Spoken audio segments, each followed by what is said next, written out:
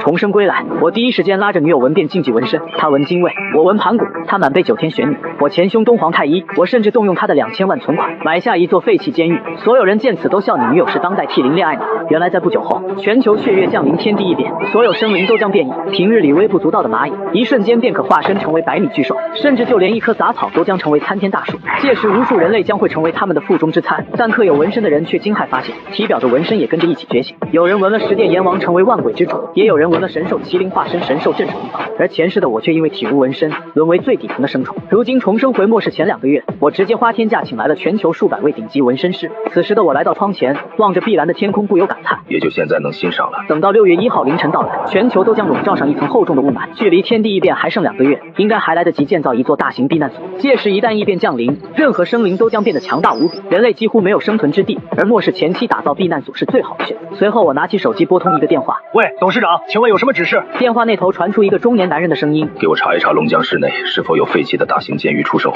父母去世后给我留下的恒宇集团涉及数个领域，房地产便是其中之一。现在与我通话的正是负责房地产板块的总经理江拓。董事长，据我所知有2个，一个在西郊的戈壁区，总面积有50多万平方米，比京都的天安门广场还大不少，好像是上个世纪的产物，现在的售卖价格为7个亿。另外一个就他了。我打断他的介绍，西郊那片荒凉地带简直不要太合适。董事长，您是要？江拓不解的声音传出：立刻给我联系这座监狱的负责人，以最快的速度将这座监狱收购下来，然后开始施工。围墙高度至少要数百米，厚度至少2米，用钢筋混凝土打造，地面同样如此，而且地层与表层还需用钢板铺盖。我的目的是打造大型避难所，物资至少要储存够几千人吃3年，越多越好。你知道该怎么做吧？对面的江拓听完一阵蒙圈。董事长，我大概算了算，按照您的要求建造，加上收购的7个亿，至少还得再加30、40个亿。我给你100个亿，务必在50天内完工。如果100亿不够，随时给我电话。记住，给我打造成一座末世堡垒般的存在。钱不是问题。以我父母留下的公司和自身财富，钱对我来说不过是一串数字罢了。而且天地异变后，联合国为稳定局面，将会推出统一的交易货币，到时候也就只有黄金之类的值钱。我已经打算出售恒宇集团，把剩下的钱全部低价收购黄金。好，有董事长这句话就行，只要能不惜代价投入金钱，我亲自监工，50天内一定让您看到一座坚不可摧的末世堡垒。财务部那边我会先给您开通100亿交易权，去执行吧，越快完工越好。我说罢便挂断了通话。避难所事宜交代完毕，现在只等世界顶级纹身大师上门。随后我在豪华沙发上坐下，上网搜索哪些纹身最厉害，最后选定了10个至强的邪魔纹身。这些纹身刻到身上，待天地异变纹身觉醒时，我都不敢想象会有多强的力量。记得前世那些刻着青龙、麒麟之类纹身的人，都站在了这颗星球的顶峰，但异兽之中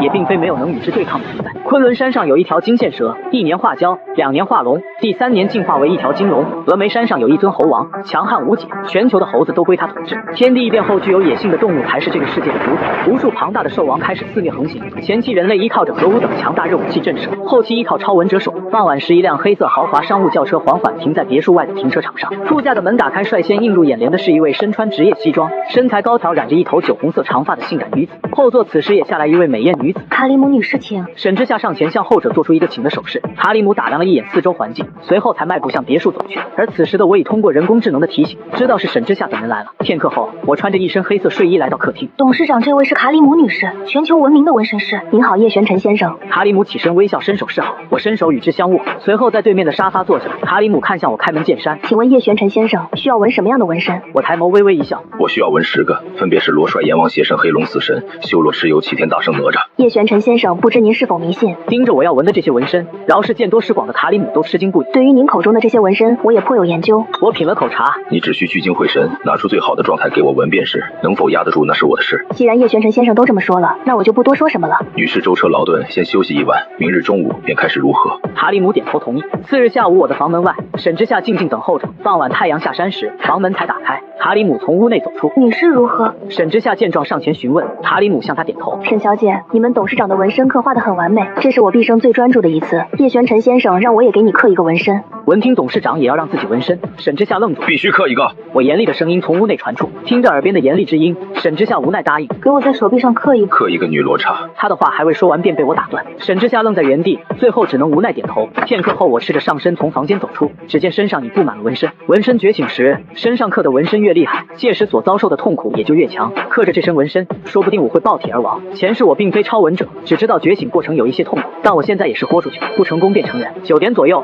我送走卡里姆武等人。此刻房间内的沈之夏望着我，满脸不解。不久后你会对我感恩戴德。我看了他一眼，转身离开。让他纹身，完全是看在他跟了自己6、7年，算得上是个靠谱。回去之后跟财务说一声，给江拓开通100亿资金使用权。听闻此话，沈之夏打算询问，而我从来不喜欢解释，快步向前走去。时间匆匆，转眼来到5月1号劳动节。这一天，监狱那边20几天浩浩荡荡的开工，被很多网络媒体播报，甚至有很多主播现场直播。几千名工人日夜轮班，才28天就建造了2/3多。按照这样的速度，不出意外，再有10几天就能完工。普通人都觉得是这些富豪有钱没地方花，没有谁会往灾难即将降临这方面去想。而我根本不管外界的议论，这1个月来一直在健身。前世我就听说过，纹身觉醒时如果体质太弱，有可能会承受不住而死亡。我必须在这2个月中把自身状态调整到最好。就在这时，手机传来一条短信，拿过手机一看，是一笔高达900多亿的进账。同时，沈之夏的电话打了进来，刚接通便听他的声音传出：“董事长收到钱了吗？”我轻应一声满意道：“事情办得不错，快回来吧。”董事长我……沈之夏欲言又止，最后还是开口：“在我看来，您现在的做法太堕落了。另外，收购恒宇集团的那边高薪请我留下，我是个比较要强的女人，无心留在一个变卖父母产业、花费上百亿打造无用之地的男人身边。可以，你上个月的工资我会打到你卡上。”我淡淡说罢，面无表情的挂断电话。沈之夏的离开对我没有半点影响，人各有志，现在离开，以后想再回来，那就是痴心妄想。老大，别墅外走进一位身穿黑色西装的魁梧男子，我端起茶杯抬眸询问：“事情办得如何？”老大，我办事你还不放心吗？陆彪嘿笑一声：“我们100来个弟兄都纹上了恶魔纹身，而且这些兄弟都是孤儿，没有任何牵挂。对老大，您绝对忠诚。”说到这里，他压低声音：“老大是不是末世要来了？”不错，我并未对他有所隐瞒，因为他是过命兄弟，曾为我挡过一刀。难怪老大您动作这么大，那纹身和末世有什么关系？到时你就知道了。我说道。陆表为了避免意外，西郊的工程你带人去监督，最好在10天内完工，然后还要花几天时间运送各种物资。陆彪重重点头：“老大，我这就过去。”他走后，我拨打了一个神秘电话：“小叶啊，这1个月来你弄出的动静着实不小啊。”电话刚接通，便传出一个苍老的声音：“秦正红老见笑了。”我客套了一句，继而开门见山：“我想购买1600亿的黄金，秦正红老能否帮个忙？”“你要这么多黄金做甚？”“秦正红老能否别问。”说着，我直接给对方账户转账10个亿。没有谁比我更清楚，这些钱在灾难来临统一货币发售时，都将贬值得很厉害。好帮你。对面兴许是看到进账的短信，刚才还询问情况，现在则一口答应下来。有劳秦正红老了，1个星期内能否处理好？可以到时一手交黄金，一手交钱。与之稍微瞎扯几句，我才结束通话。时间匆匆，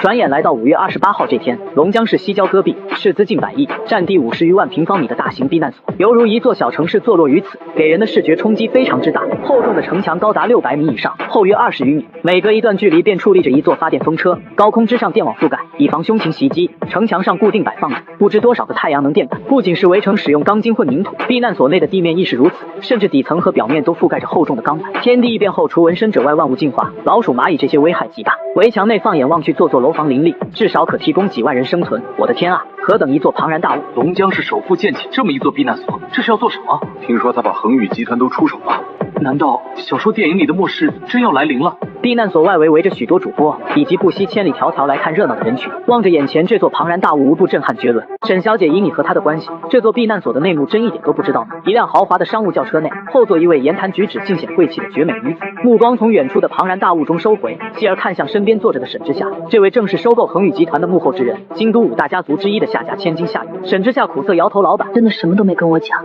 如果你对他有所了解，应该知道他是个什么样的人。他我肯定了解，我与他打过不止1次交道。确实是个让人难以看透的男人。据我所知，前几天外界运输进去的物资，只要保存得当，至少能让万人生存3年以上。他为何要如此？何止他疑惑，龙国不知多少财团对此皆感不解，但都没往末世这方面去想。不过即使他们知道，也来不及做什么。就在这时，远方大地上尘土飞溅，100余辆军用吉普车前呼后拥着一辆豪华商用轿车朝这边行驶而来。来了，各位铁子们，请看，这应该是龙江市首富也玄尘的车队。在场的主播们纷纷将手机对准浩浩荡荡驶来的车队，车队无视大大小小的主播与人群围观，在那厚重无比的钢铁巨门外停下。此时厚重的铁门缓缓打开，随后车队进入避难所。董事长，不负您的厚望，这座避难所我无愧敢以性命担保。江拓在我对面坐下，拍着胸膛保证。现在您该告诉我为何要建造它了吧？陆彪给我斟了半杯红酒，嘿笑道：“当然是末日即将来临，就在6月1号儿童节这一天。”什么？江拓听得此言，脸上露出迟疑之色。陆彪见状笑道：“信不信随你，反正我对老大的话是100个相信。如果你也相信，这2天最好带着你的家人一起进来。”陆彪张嘴欲言，我抿了一口杯中红酒，不急，你有1天的考虑时间。我信明天便把家人带过来，反正6月1号就快来了。若真有万幸若假也无影响。接下来我在江拓的带领下参观了这这座斥资100亿的大型避难所，电力来源有风车发电机、太阳能电板及5万台大型发电机，持有储量30万吨以上，防护措施都做到了极致。身在这里唯一担忧的便是覆盖天空的电网出现电力不足的情况，还有几座工厂譬如服装厂、食品工厂、生产日常用品的百货厂等，还有一些农田区、蔬菜区，各式各样的种子储备了许多。至于肉类，彼时只需猎杀那些变异的怪兽即可。在避难所内巡视一圈已到傍晚时分，我几乎每个重要地区都亲自看了一遍，总体而言非常满意。转眼时间便到了5月31号，夜晚避难所内灯火璀璨，但却显得很是冷清。观天台上，我正和路标在此喝茶闲聊，夜空中星光点点，银盘高挂，风平浪静，连一点前兆都没有。哈哈哈！路标喝了一口茶，内心中兴奋之意难以言表。秩序崩塌的时代开启倒计时了，我露出一抹邪似笑。两人闲聊间，时间过得特别快，转眼已是来到11点55。此刻避难所内只有江拓一家3口，以及路标手底下的108位弟兄，且都刻上了纹身。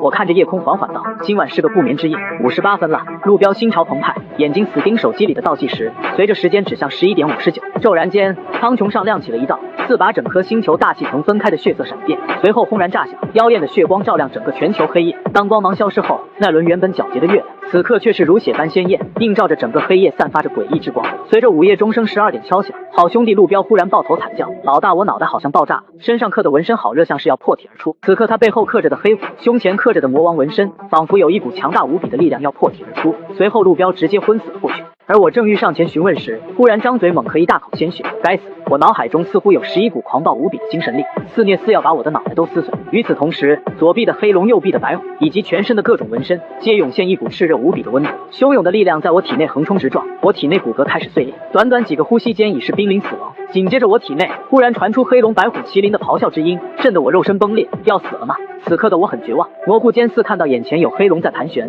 有死神在俯视，有修罗在残忍大笑，有大圣与哪吒在嘲讽，有骷髅在怪笑，有蚩尤在轻蔑斜视，有高高在上的罗喉宛若蝼蚁看我。果然还是承受不住，没想到重活一世竟是这样的下场。怀揣着浓浓的不甘，我无力地闭上眼睛。然而就在这时，我右手掌心中的那一道诡异印记，此刻却是散发着微弱的灰白色光芒，注入了我的体内与脑海之中。奇迹般的一幕出现，我降至极限的生命波动，不仅在转眼间稳定下来，并且开始迅猛复苏。纹身各处此时都在闪烁着不同颜色的光芒，随后11个纹身虚影自我体内涌出，最后都归隐回我体内，甘愿臣服。与此同时，全球各地随着异变发生，纵使一株小草在顷刻间进化为几米高，坚韧与锋利程度能轻松贯穿人体，动物在变异期间也在不断发出尖锐高昂的咆哮。那些家中养着宠物的人都惊呆了，家猫家狗之类的忽然体型暴涨，看着比猛虎还凶残，但都没有伤害主，虽有些狂躁，但都开启了灵智。随着时间推移，当铁避难所的围墙外，一双又一双发光的眼睛闪烁。好在这座避难所目前而言是绝对没有危险。不知过去多长时间，108位刻着恶魔纹身的弟兄们纷纷苏醒。好强的力量，这就是老大让我们刻纹身的原因吗？感受着背后恶魔纹身内源源不断的力量，他们皆露出不可置信之色，尝试动用恶魔纹身的力量。霎时一具恶魔铠甲覆盖全身。观天台上不久后，路标也悠悠醒来，随后他倒吸一口冷气，捂着身体。他被刻黑虎，胸膛刻着魔王，两股恐怖之力在体内交织，尝试动用黑虎之力，瞬间浑身上下覆盖上一套酷炫绝伦的黑虎战牌。还有这种操作，然后他再尝试动用魔王纹身，顿时黑虎铠甲进化变成了更酷炫的魔王虎铠，一双科幻味道十足的虎纹王翅微微震动间猛地冲天而起。随后他居高临下，看到了广场上聚集的108位弟兄，轻轻振翅间轰然一声落在这里。彪哥太牛了！一众穿着恶魔铠甲的兄弟们上前，脸上都有难言的兴奋，确实牛逼。话说你们见到老大了吗？他们摇头都言没见到。随后路标散去铠甲，你们在这里等着我去老大房间看看。与此同时，在卧室内，我刚洗完血迹出来身上的纹身，经过觉醒之后，像是活物一般，给人的压迫感非常之恐。望着手中的灰白色诡异印记，我知道是他救了自己。你到底有什么来头？我不禁自语，对这块印记的神秘感到无比好奇。现在的我即使还未动用纹身真正的力量，肉身之力便强得一塌糊涂。纵使穿甲，但我感觉也能徒手接下。意念一动间，眉心处的血毛纹身散发妖艳的血光，随后纹身消失在我身前，化作一根长毛。意念微动间，血毛便如一道闪电在房间里穿梭。接着我继续催动修罗纹身，瞬间一具暗红色铠甲覆盖全身。催动黑龙纹身，我身上的修罗铠甲发生变化，覆盖上一层黑色龙纹，无形间散发的气息更为暴虐凶烈。催动白虎纹身，身后一阵白光涌动间，竟幻化出36把虎纹飞刀，静静臣服于我背后。可我突然发现，每次只能同时动用4种纹身之力。催动大圣纹身，顿时一股恐怖的力量自体内升腾，背后神武伟岸的大圣虚影浮现，狂暴的力量源源不断在体内汹涌。催动麒麟纹身，我身上覆盖上一具黑色火焰流转的麒麟铠甲，力量骤增。这时候我发现又无法催动其他纹身了，当即散去麒麟铠甲与大圣虚影。催动死神纹身，我身上瞬间乌黑的死气弥漫，随后死神套装遮体，体内涌动的死亡之力宛若来自地狱深渊。催动死神纹身，掌心之中一把长长的骷髅镰刀浮现，流转着阴森窒息的气息，催动它们之后，又无法动用其他纹身，然后我散掉它们，尝试催动罗喉纹身，顿时一口老血喷出。以我现在的肉身，竟然无法催动它，不愧是魔祖罗喉，和其他纹身根本不是一个档次的存在。随后我催动蚩尤纹身，一股强大的力量自体内爆发，体表上覆盖一层灰色的铭文，流转着压抑的灰色光芒。催动哪吒纹身，不料蚩尤纹身直接解体，我整个人发生翻天覆地的变化，竟然变成了魔童降世里面觉醒了的哪吒。我知道现在的纹身都才1级，并非是无敌的，前世有不少超纹者修炼至了9阶，实力之可怕，抬手间可推平一座大山。接下来我探索着各种纹身的特点，白虎纹身单独催动，也是以铠甲的形式出现。我目前的肉身强度根本承受不住3重铠甲叠加，我的修罗铠甲和黑龙铠甲强度都太高，单独拉出来一个强度都比路标的双重铠甲高。与此同时，城市里异兽正横行肆虐，开启了灵智的他们还懂得冲入居民房猎杀人类，大批军队出动，坦克战斗机救援。此刻龙江市某别墅小区一座豪华别墅外，一条变异的藏獒犬，体型足有面包车大小，趴在这里镇守。而在藏獒犬镇守的那座别墅大厅里，夏雨宁正缩在沙发上面，听着外面的吼声和隔壁别墅内那些凄厉的叫声，深深的恐惧与绝望笼罩着他。所幸的是，他养的那条藏獒犬一变后并没有伤害他。刚才他打过电话回去，家族中也乱成一团，根本没心思再管他。突然门外的藏獒犬发出咆哮：“雨宁姐，你在里面吗？”与此同时，沈之夏的声音传来，闻声夏雨宁微微一愣，他怎么能来到这里？别动手，是自己人。说话间，夏雨宁起身快步去开门，只见他的藏獒犬正龇牙咧嘴地盯着不远处一位铠甲之体，从其凹凸身材来看是位女子。沈之夏见他出来，散去头盔道：“雨宁姐是我。”夏雨宁满脸震惊地望着他，不解地问：“身上的铠甲从何而来？纹身来的？”真预料到末世，还知道纹身能觉醒。听完沈之夏这番话，夏雨宁呆若木鸡，然后夏雨宁羡慕地看着他：“谢谢你这时候还能顾上我。”雨宁姐，我送你去避难所那边吧，留在这里也不见得安全。送我？那你呢？沈之夏面露苦涩，他深深明白自己已无法再回到那个男人身边，是把家人送到军队手中才来这里。夏雨宁确实很担忧。沈之夏分析道：“现在你的管理能力这么出众，他应该不会拒绝。”随后夏雨宁点头决定出发。与此同时，钢铁避难所外聚集着许许多多的异兽，好多异兽，这数量看着都有几千只多。这群畜生想挖洞进来。108位弟兄都穿着恶魔铠甲，在此看着外界肆虐的异兽，无不蠢蠢欲动，想出去用他们来试试自身铠甲的厉害。忽在此时，一大群战斗机大小的乌鸦席卷而来，直奔覆盖整座避难所的电网扑去。顿时电光四溅，10万伏特的电力，岂是他们能承受？触碰上去便浑身僵硬。不多时，我带着路标快步上来。老大，众人见状纷纷上前问好。怎么样？对这身铠甲可否满意？只能说牛逼！老大，你可真是先知啊！紧接着，我便安排他们随我出去，把围墙下的异兽都清理干净。他们体内都蕴含一颗金核，这些金核能帮助我们修炼，提升纹身的级别。我们的纹身还能升级吗？众人闻言双目放光。我笑道：“这是一个属于我们的时代。”意念一动间，修罗龙铠加身，恐怖的气场冲击的众人心神，震颤身上的超纹仿佛都受到极大的压制。老大，你这身铠甲真猛啊！路标眼睛瞪大，不光是2个纹身觉醒时，都差点丢了性命。你纹了这么多，是怎么熬过来的？其实我也差点挂，算是侥幸存活。心中的诡异印记，我不可能与任何人讲。就在此时，一道穿金裂石的长啸荡来，抬头望去，只见一头柯基般巨大的狐物鹫在血色的映照下横空扑来，盘旋在电网外面。这里是戈壁生存的动物，品种不少，数量最多的便是沙鼠。很快，狐物就死盯着我，突然竟张口从嘴里吐出一道能量光束，直奔电网爆射而去。光束落在电网上，并无想象中被轰出一个窟窿，只是晃动了一下，毫发无伤。就在这时，江拓大笑着上来，这可是世界上强度最高的合金电网，而且还安置有泄力装置。路标长松口气，这些异兽还能口吐能量吗？何止会吐能量，等他们再进化一段时间，还能施展出一些强大的神通。我淡淡道：“去武器库拿武器吧，接下来是我们的猎杀时刻。”随后，我望着盘旋在外的狐物鹫，这只畜生交给我吧。众人闻言重重点头，浩浩荡荡下去。老大，你会飞吗？要不他就交给我吧。路标说罢，同时催动黑虎魔王2个超纹，瞬间带着翅膀的魔王虎铠附体，精神力不就可以做到吗？说罢，我召唤黑龙纹身，随后身形一动，直奔避难所那座厚重的大门飞去。每一道超纹觉醒时，都将给宿主带来一股庞大的精神力。我11道超纹带来的精神力，其浩瀚程度极为恐怖。这也行，不愧是老大。我先去拿把合金砍刀，超纹能幻化出铠甲，但并没有武器。路标快步跟上，几个呼吸间，我来到铁门前，按下开关。红黑双色的修罗龙铠纹路，纵横的黑色龙纹，流转着暴虐窒息的气息。意念一动间，眉心处的血毛超纹觉醒，化作一根血毛出现在我掌心中。此时铁门已开出一道可出去的缝隙，我提着血毛从门缝中走出。随着我的出现，聚集在此的数百只老虎般大小的沙鼠、沙蟹、沙狐等嗜血兴奋的目光纷纷锁定了我，张嘴咆哮着，一拥而上，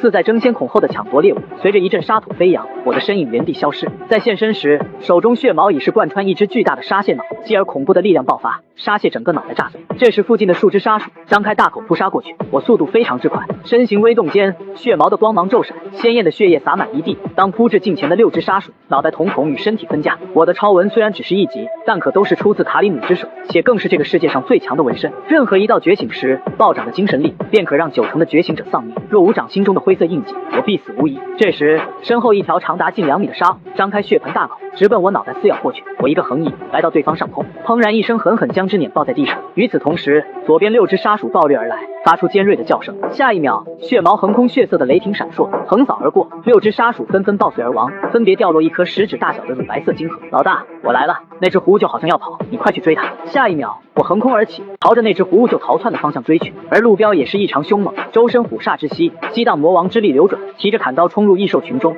砍瓜切菜般屠戮起来。陆彪刚砍杀几只异兽，108位身穿恶魔铠甲的弟兄就蜂拥而出，加入屠杀。2000多米的高空之上，我速度惊人，疯狂追击着那头逃窜的狐鹫。狐鹫转头看了一眼，从追杀他的这个人类身上感受到极大的威胁。灵智不下于人类的他，玩命的跑，提不起半点勇气与之战斗。然而距离被快速拉近，如此下去，不出1分钟将会被追上。狐鹫焦灼的连连长啸，往后面张嘴间吐出数道能量光束。可让他惊悚的一幕突然出现，追杀他的人居然轻轻松松抬手便击溃了他吐出的能量光束。忽然狐鹫就羽毛炸裂，转头一看，亡魂皆冒，映入眼帘的是一根雷霆骤闪，狂暴无比的血毛，眨眼之间便已至近前。随后我猛力一拳，直接打爆了狐鹫的尸体。一颗婴儿拳头大的晶核映入眼里，异变初期能有这么大的晶核，若给他一些时间成长，将是人类的一大祸害。随后我拿下这枚晶核，折返异兽群。异变初期也有刚一变异就非常强大且潜力无穷的异兽，这头狐鹫就便属于这一类。不过现阶段我是绝对无敌的存在。夜色中，一只体型是老虎3倍之巨的黑猫，背上驮着一位女子，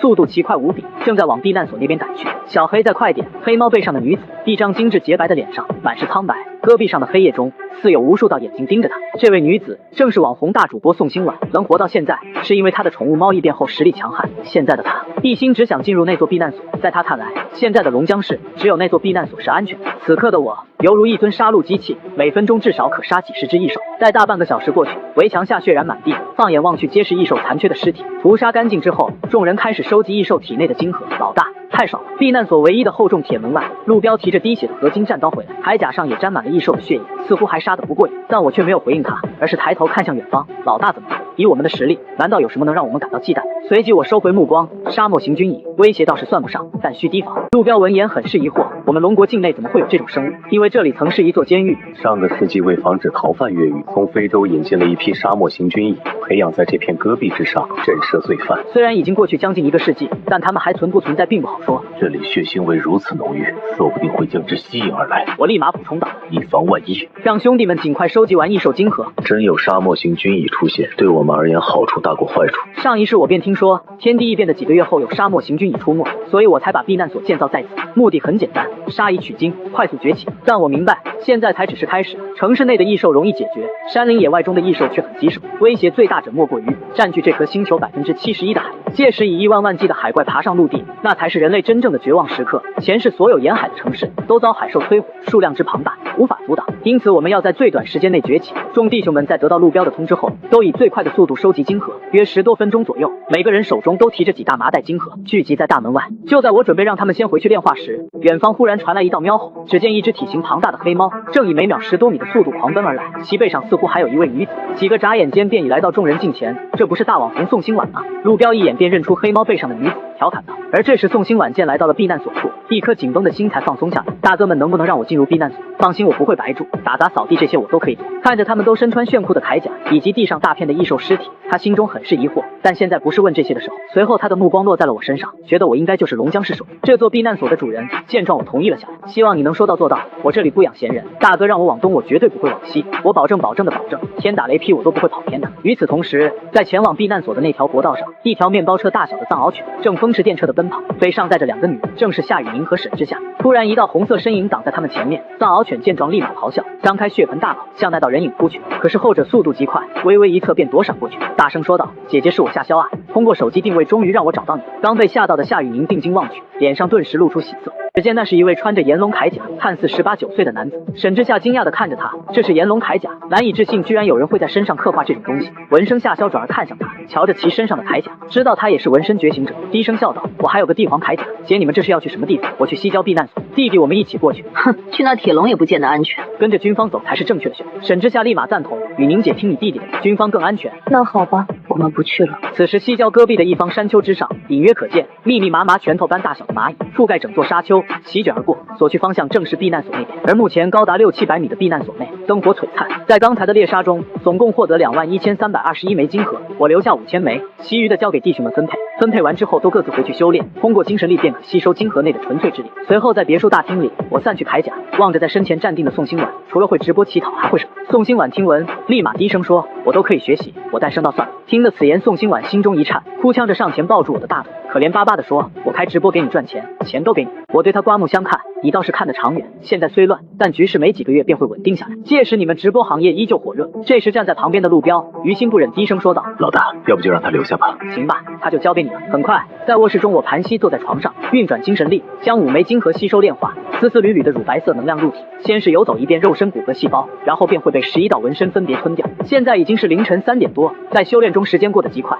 转眼间黎明破晓，但天空却死气沉沉，厚重的灰色雾霾笼罩大地。与此同时，京都会议大厅外面有3头几十米高的国宝熊猫镇守，外加全副武装的军队和坦克。那些动物园里的熊猫本有6、7岁智商，异变之后智商已可与人类比肩，且都知道自己是国宝，一直被好吃好喝的养。现在国家有难，他们岂能不帮？现阶段他们绝对是异兽中的天花板。三角会议桌旁，3位50岁左右的中年男人相对而坐，此刻都满脸凝重，望着桌上投影光幕内的破败景象。军部萧破军沉声说道：“这场异变太突然了，打得我们措手不及。听说叶玄尘4月份就斥资100亿打造避难所，莫非他能预知未来？”兵部尉迟峰点头道：“不错，当时我们都没当回事，他到底是预知未来，还是恰巧碰上？”而户部裴仲谋却说：“你们信这天底下有这种巧合？叶玄尘此子绝不简单。”说着，他在虚拟屏幕上滑动几下，把卫星视频切换到避难所那边。当见到那边的景象，在座的3位无不倒吸一口冷气。映入眼帘的是无边无际的行军蚁，皆有成年狼狗般的体型，黑压压的围住整座避难所，并疯狂地往围墙上爬去。可当爬到10多米高度时，皆被带电的钢板电击落下。要不要派战机轰炸支援，帮一帮叶玄尘？他知道的或许很多，如果就此死掉得不偿失，先看看如果没有办法再派战机把卫星网络打开，到时候好联系他。目前龙江市总共有6个地下避难所，